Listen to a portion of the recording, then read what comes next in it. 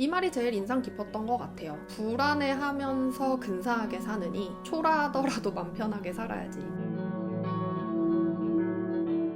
이 자기 혐오감이 인생을 얼마나 힘들게 하는지 진짜 생각하기도 싫을 정도로 큰 문제죠. 너무 웃기지 않아요? 사람이 자기 자신을 싫어한다는 게 아마 동물 세계에는 없는 일일 거예요. 인간만이 가진 어떤 고유한 특성 중에 하나인 것 같은데, 신기한 거는 자기 혐오와 거리가 되게 멀 것 같은 연예인들도, 특히 예쁘고 그쵸? 날씬하고 잘 나가고 이런 연예인들에게는 자기 혐오라는 게 있을 수가 없을 것 같은데, 의외로 연예인들 사이에 자기 혐오가 굉장히 많죠. 오늘은 제가 너무나 좋아해 맞지 않는 아이유 씨의 자기 혐오를 바탕으로 이야기를 좀 해보려고 해요. 그 정말 자기 혐오랑 거리가 되게 멀어 보이는 사람이잖아요. 물론 지금은 실제로 자기 혐오를 다 극복했다고 이야기를 하고, 그런데 아이유 씨가 한창 가장 잘 나가던 22살 그 시절에 자기 혐오가 너무 심하고, 그 자기 혐오와 더불어서 폭식증도 앓았다고 해요. 그 병원을 다니면서 상담을 받아야 될 정도로. 자거나 깨어있는 시간을 거의 먹기만 할 정도의 시간들을 보냈다고 하니까 생각보다 아주 깊은 수준인 거죠. 그런데 그런 아이유 씨가 지금은 방송 나와서 막 자기 몸에 막 뽀뽀를 하는 신용을 할 정도로 자기 스스로를 되게 사랑한다고 이야기를 하거든요. 그럼 아이유 씨는 도대체 이 자기 혐오를 어떻게 극복했을까? 아이유 씨의 자기 혐오 극복 방법은 총 3단계 정도로 이야기를 나눌 수 있는데, 첫 번째 단계는 자기 자신에게 솔직해졌다라는 부분이에요. 이건 무슨 얘기냐면 자기가 혐오가 있다라는 거, 자기 스스로를 싫어하고 있는 상태라는 거, 그거를 그냥 있는 그대로 인정을 했다는 거예요. 사실 우리가 자기 혐오를 극복하는 데 있어서 제일 못하고 어려운 부분이 뭐냐면, 자기 혐오를 하는 자기 자신을 또 혐오한다는 거예요. 난 내 자신이 너무 싫어라는 것도 힘들어 죽겠는데 너는 왜 네 자신을 그렇게 싫어하니? 이미 힘들어하고 있는 나를 한 번 더 억압하는 거예요. 잔소리 심하고 자기밖에 모르는 엄마가 아이한테 끊임없이 뭔가를 요구하듯이, 네 자신인데 네가 너를 그렇게 사랑하지 못하니? 그건 잘못된 거야. 이런 식으로 못된 엄마가 아이 대하듯이. 근데 아이유 씨는 그냥 자기 자신한테 솔직하게 대했다고 해요. 그러면서 자기 자신을 잘 알아가려는 노력을 했다고 하죠. 이렇게 솔직해지고 나서 제가 가장 인상 깊게 봤던 부분은 이거였어요. 자기 문제를 오픈하고 주변에 도움을 구했다는 거. 사실 이 부분이 굉장히 어려운 부분이거든요. 근데 아이유 씨는 뭐라고 얘기했냐면 선배들한테 도움을 구했대요. 근데 이런 용기 있는 행동을 할 수 있는 기본적인 기저에 깔려있는 것 자체가, 아, 나는 문제가 있구나 하고 그 문제 상황이라는 것 자체를 받아들였기 때문에 가능한 거예요. 그렇게 해서 주변에 도움을 받으려고 하려면 사실 어떤 겸손한 면도 있어야 돼요. 겸손하지 않기 때문에 아무도 나를 도와줄 수 없어, 내 문제는 아무도 해결해줄 수 없어, 이해도 할 수 없는 거고 라는 태도는 사실은 자기 자신에 대한 어떤 거만한 태도에서 나오는 거거든요. 다른 사람들에게는 그럴 수 있는 능력이 없다고 생각하는 거니까요. 그래서 사실 저는 이 부분에서 아이유 씨가 상당히 겸손한 사람이구나 라는 걸 많이 느꼈어요.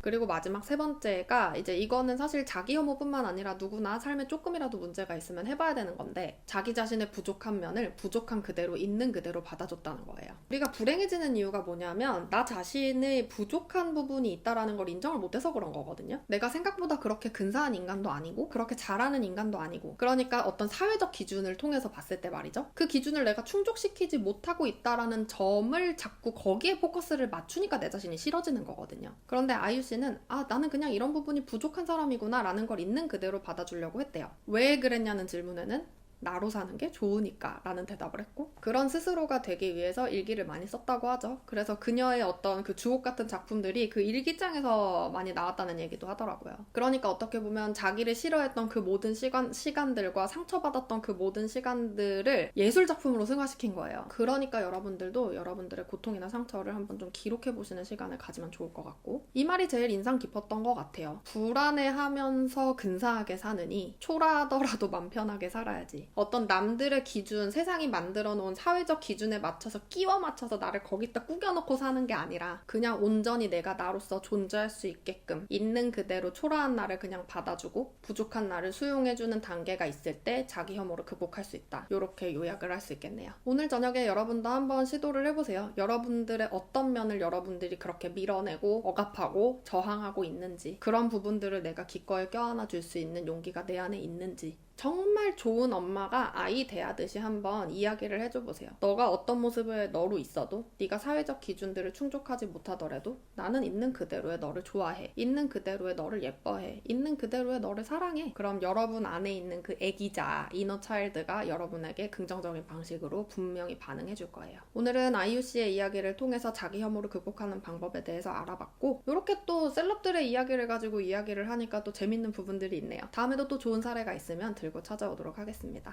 그럼 다음 시간에 만나요. 안녕!